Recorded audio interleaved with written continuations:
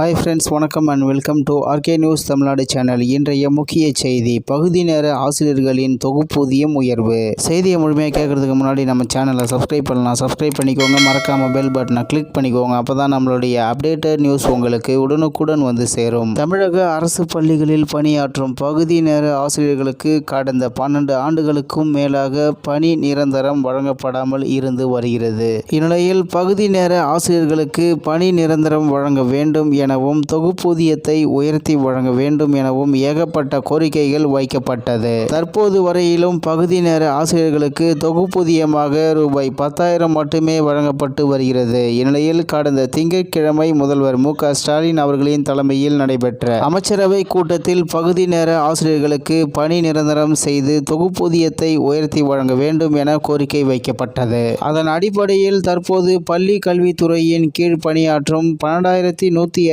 பகுதி நேர ஆசிரியர்களின் தொகுப்பூதியம் ரூபாய் 10,000 ரூபாய் 12,500 உயர்த்தி வழங்குவதாக தமிழக அரசு அறிவித்துள்ளது. மேலும் பள்ளி கல்வித்துறையின் கீழ் பணியாற்றும் 12,105 பகுதி நேர ஆசிரியர்களுக்கு 2,500 ரூபாய் ஊதியம் உயர்த்தி வழங்கப்படும் என தெரிவித்து உள்ளது. இந்த ஊதிய உயர்வு நடப்பு மாதத்தில் இருந்து இந்த ஊதிய உயர்வு வழங்கப்படும் என்றும் அறிவிக்கப்பட்டுள்ளது. கடந்த அதிமுக ஆட்சியில் 2012ஆம் ஆண்டு முதல் அரசு பள்ளிகளில் உடற்கல்வி, ஓவியம், இசை, தையல், தோட்டக்கலை உள்ளிட்ட 12,000 பகுதி நேர ஆசிரியர்கள் ரூபாய் 5,000 தொகுப்பூதியத்தில் நியமனம் செய்யப்பட்டனர். அதையடுத்து 2014ஆம் ஆண்டு ரூபாய் 2,000 ஊதியம் உயர்த்தப்பட்டது. 2017ஆம் ஆண்டு 700 உயர்த்தப்பட்டது. கடந்த 2021ஆம் ஆண்டு அதிமுக ஆட்சியின் போது ரூபாய் 2,300 ஊதியம் உயர்த்தப்பட்டதால் ரூபாய் 10,000 ஊதியம் பெற்று வந்தனர். இதையடுத்து ஊதிய உயர்வு, பணி நிரந்தரம் உள்ளிட்ட கோரிக்கைகளை வலியுறுத்தி பகுதி நேர ஆசிரியர்கள் சில மாதங்களுக்கு முன் போராட்டத்தில் ஈடுபட்டனர். இடைநிலை பதிவு மூப்பு